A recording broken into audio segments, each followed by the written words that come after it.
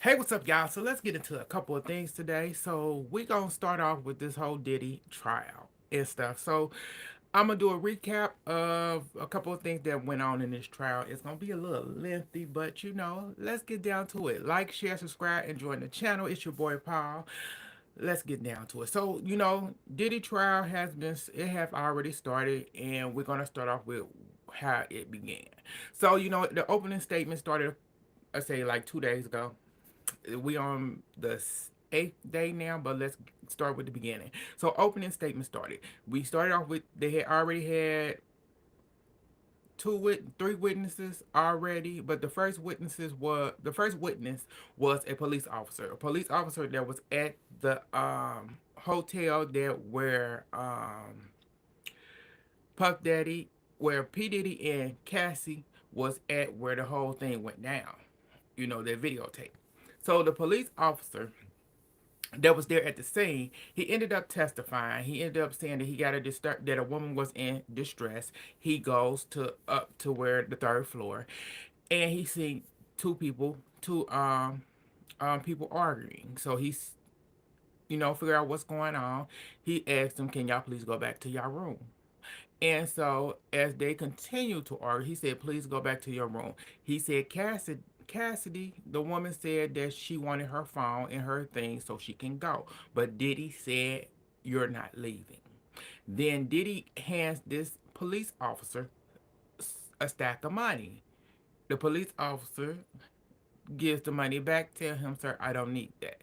All I need is for you to go back in your room." The police officer said there was a tall person in black in the room. And he said, all of a sudden, Diddy said, accused the police officer of recording him. So the police officer had to pin him up against the wall because you accused me of something that I did not do. So after that, the police officer gave his testimony. We move on to the next testimony, which was the male stripper that was who ended up messing around with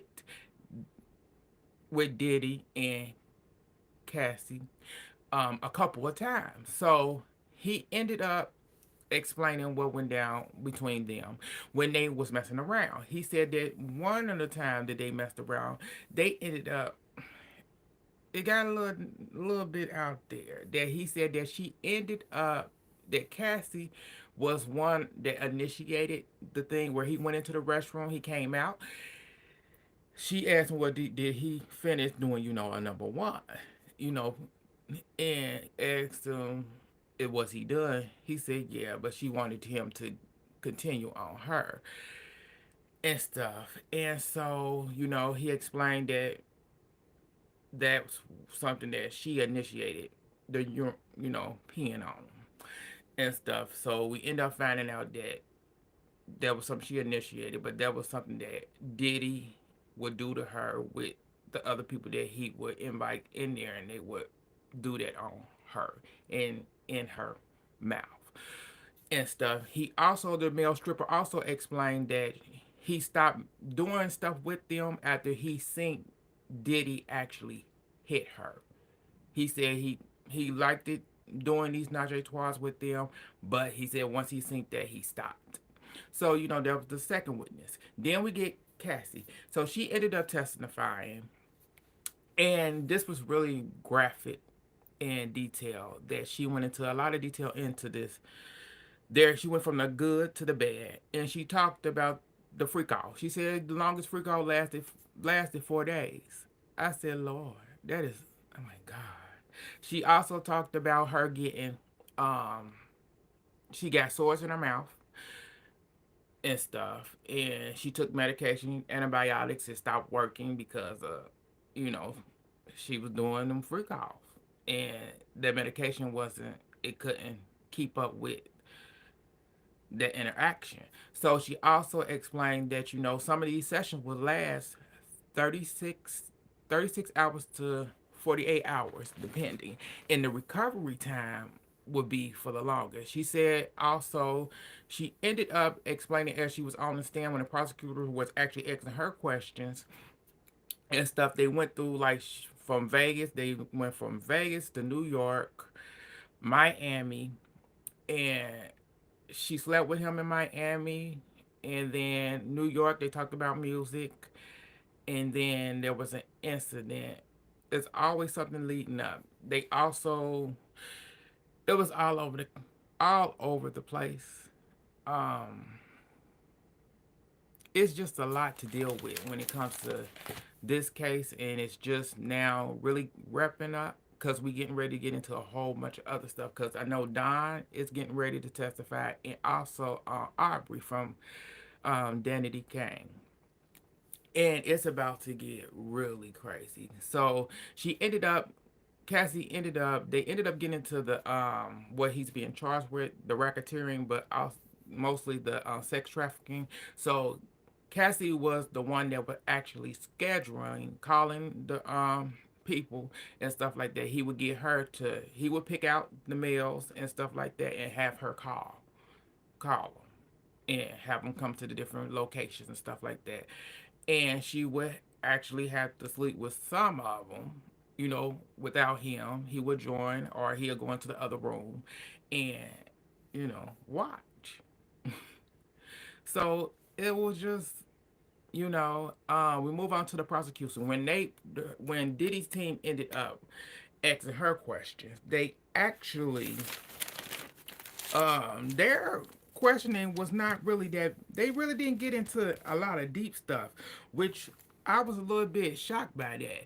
I thought they were going to really get down, and the way they have her defense saying that they were mostly swingers, and they really didn't kind of do that and all that. Hey, everybody in the chat, how y'all doing? How y'all day going?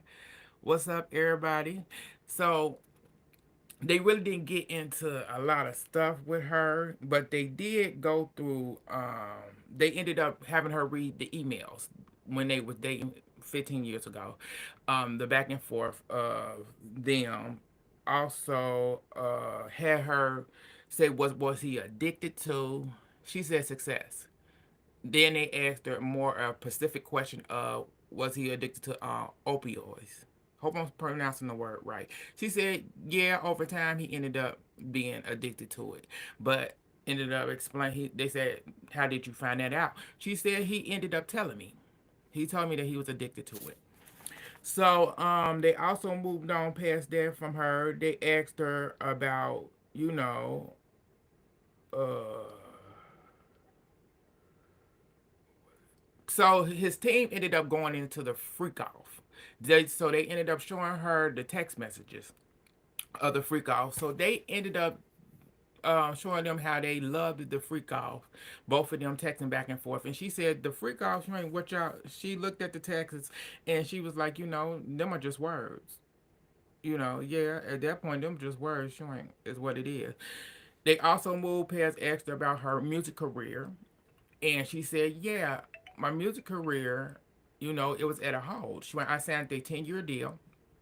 I recorded over a hundred records, but she went, some of the music got leaked online, and some never seen the light of day. She went, the majority of my time was taken up by these freak off."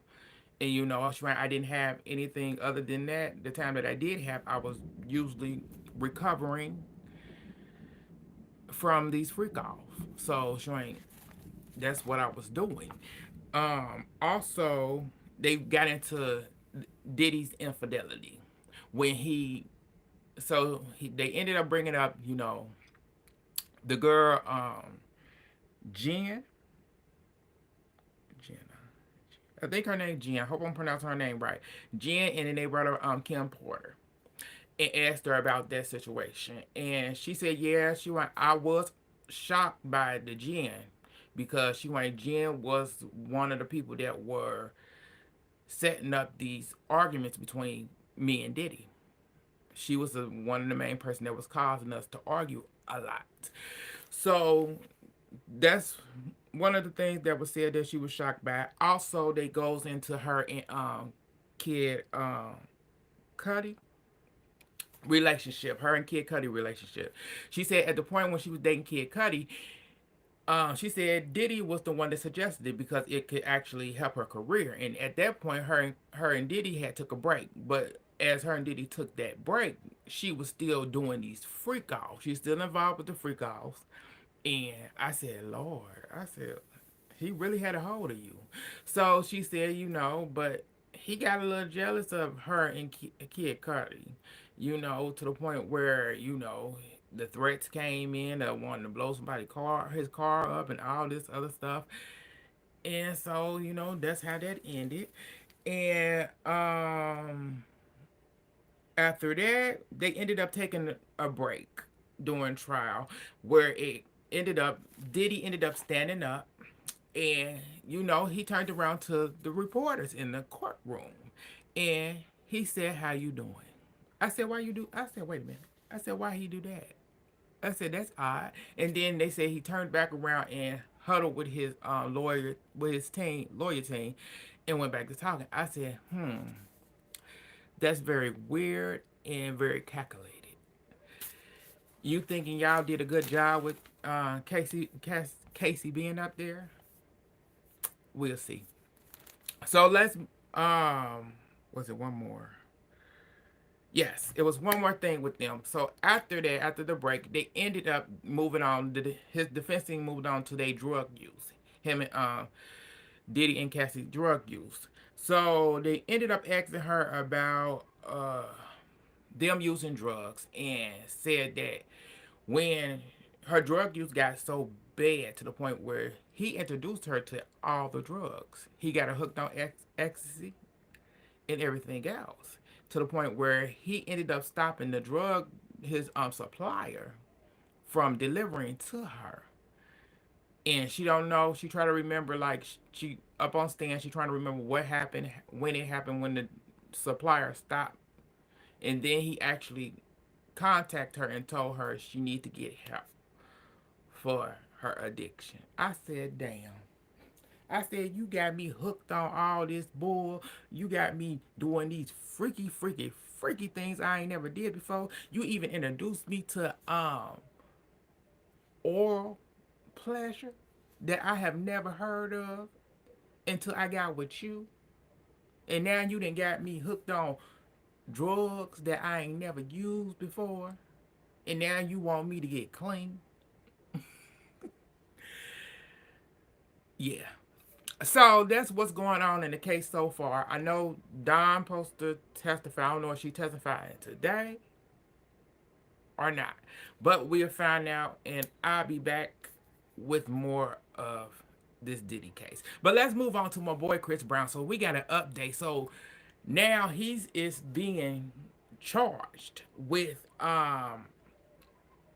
he was charged with bodily harm for hitting a producer in the head with a tequila bottle over in London. So yes, he being charged. They said they don't know if he's gonna be released or stay in jail right now. So I said, good luck, Chris Brown. I want to know why you hit him in the head, cause this ain't making no sense. I said, but they waited 2 years to come for you, which I'm a little, it's a little flaky, but good luck, Chris. So let's move on to so the Mexican security chief ended up letting us know that the U.S. is Trump administration is up to some bull, because they didn't helped a cartel family from over in Mexico, 17 related family members get here in America, you know, illegal. They didn't get them over here. They didn't struck a deal. Yes, to get them here to have. So there's a deal that went on back in 2000 and something went down where the U.S. federal government struck a deal with one of the cartel members. They actually had some case going on where they done struck a deal with somebody, and they then brought 17 of their family members over here from Mexico. So the Mexican security chief put it out there, show security, show their cameras and stuff, saying that here they go with their suitcases and everything. So now, yeah, you are inviting people over here that you trying to get out of the country. Why? What are you up to, Trump? And on top of that, let's get into something else Trump had done. He actually didn't. Also, not only you invited them, you didn't invited the white people from Africa here because they get ridiculed by their own black sisters and brothers over in Africa who don't want them there, but you're making sure they come here. Okay, I get it. What we doing? But let's move on past him. But let me give my condolences to Big Frida. So Big Frida ended up posting on her social media that her partner of 20 years has passed away. My condolences to her and his family. He will truly be missed. He ended up passing away from battling diabetes. Take care of y'all health out here. Make sure you get your checkup. Make sure if you have diabetes that you are doing everything you're supposed to do. Because that is one of the hardest things to deal with and to pass away from. But that's all I got for y'all. Like, share, subscribe, join the channel. It's your boy Paul. Thank y'all for tuning in, and I'll get back at y'all later. Bye, y'all.